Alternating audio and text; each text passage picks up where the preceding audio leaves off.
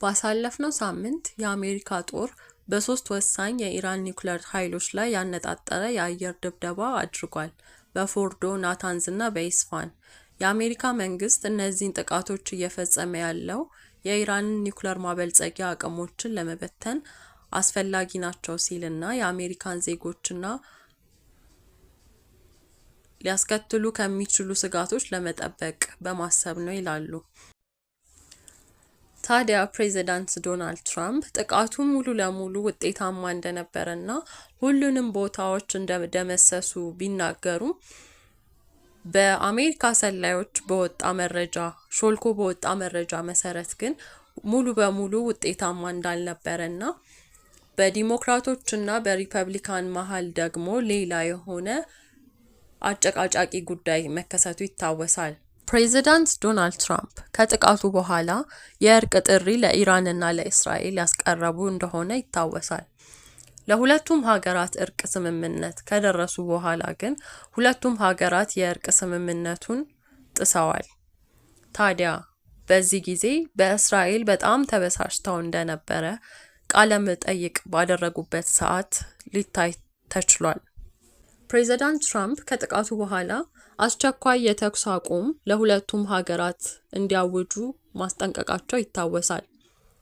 በእስራኤል እና በኢራን መካከል ሊካሄድ የነበረው የእርቅ ስምምነትም ከሸፈ። ይህም የሆነው ፕሬዚዳንት ትራምፕ ሁለቱንም ሀገራት በአንድ ምሽት ተኩስ አቁም ቢያዙም ሁለቱም ሀገራት ባለመተግበራቸው ነው። ታዲያ ዶናልድ ትራምፕ ወደ ናቶ ጉዞ ሊያደርጉ ባለበት ሰዓት ለጋዜጠኞች በሰጡት ቃለ መጠይቅ በእስራኤል አለመደሰታቸውን ገልጸዋል። ይህን ያሉበት ዋነኛ ምክንያት እስራኤል ድጋሚ ሮኬት በማስወንጨፏ ነው። በሪል ሶሻል ገጻቸው እንደገለጹት ከሆነ እነዛም ቦምቦች መቼም አትጣዩ፣ ካደረግሹ ይሄ ትልቅ ጥሰት ነው፣ እነዛም ፓይለትስ ወደ ቤታቸው ላኪያቸው ብለው ለእስራኤል ማስጠንቀቂያ ሰጥተው ነበር። ከዚህ ሁሉ በኋላ ይህ ሆነ፣ ሁለቱም ታረቁ። ታዲያ ከዛ በኋላ መገናኛ ብዙሃን ከፍተኛ ሽፋን ሰጥተው አሜሪካ ሙሉ ለሙሉ ደምስሻለሁ ያለችውን የኒውክሌር ጣቢያዎች ላይ ተቃውሞ የሚያስነሳ መረጃዎች መናፈስ ጀመሩ። በሲኤንኤን እንደወጣው ከሆነ አሜሪካ ሙሉ ለሙሉ ደመሰሰችው የተባለው የፎርዶ፣ ናታንዝ እና የኢስፋሃን የኒውክሌር ጣቢያዎች ላይ እንደተባለው ያህል አደጋ እንዳልደረሰ እንዲሁም ኢራን ያንን ዩራኒየሞች ሌላ ቦታ እንዳከማቸች የሚጠቁሙ መረጃዎች ሾልከው እየወጡ ነበር።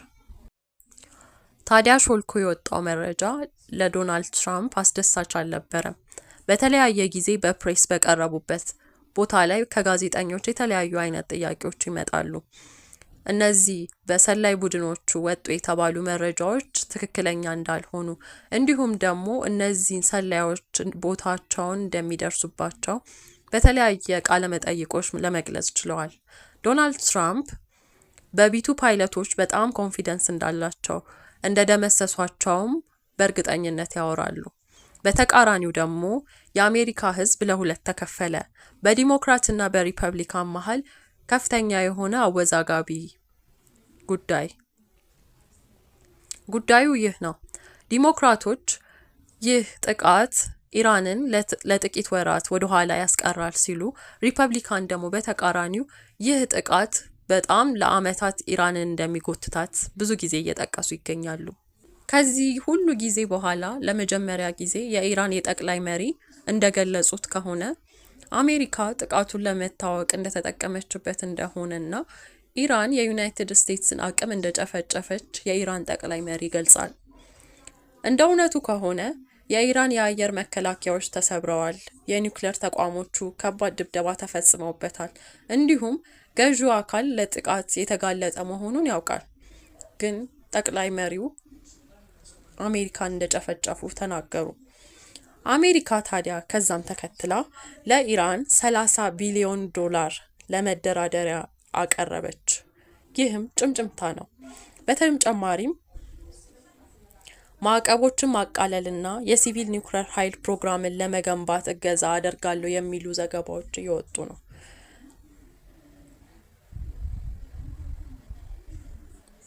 ጠቅላይ መሪው የጦር መሳሪያ መጠቀምን ሲቃወሙ ቆይተዋል።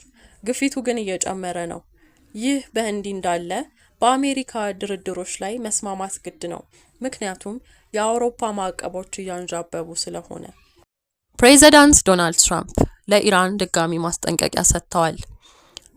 ኢራን የኒውክሌር ጣቢያዎቿ በአየር ጥቃት የፈረሱ ቢሆንም ግን የዩራኒየም ክምችቶቿን አሽታለች የሚባለው ዜና ፕሬዚዳንቱ ጋር ሳይደርስ አይቀርም። ፕሬዚዳንት ዶናልድ ትራምፕ እንዳሉትም ከሆነ የኒውክሌር ክምችት ኢራን ውስጥ ከተገኘ ድጋሚ የአየር ጥቃት እንደሚያከናውኑ ለኢራን ማስጠንቀቂያ ሰጥተዋል። ታዲያ በድርድሩ ይሁን ወይስ በጥቃቱ አሜሪካና ኢራን እስራኤል ተፋጠዋል።